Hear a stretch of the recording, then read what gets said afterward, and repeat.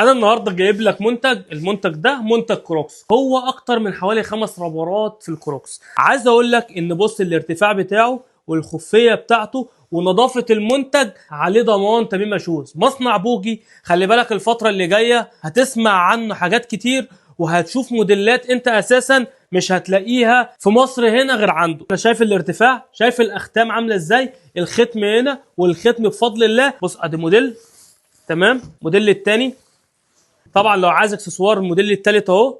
بص يا باشا الحلويات، حتى الاكسسوار مستورد. بصراحه منتج تحفه، اي حد هيجربه هيكرره على طول.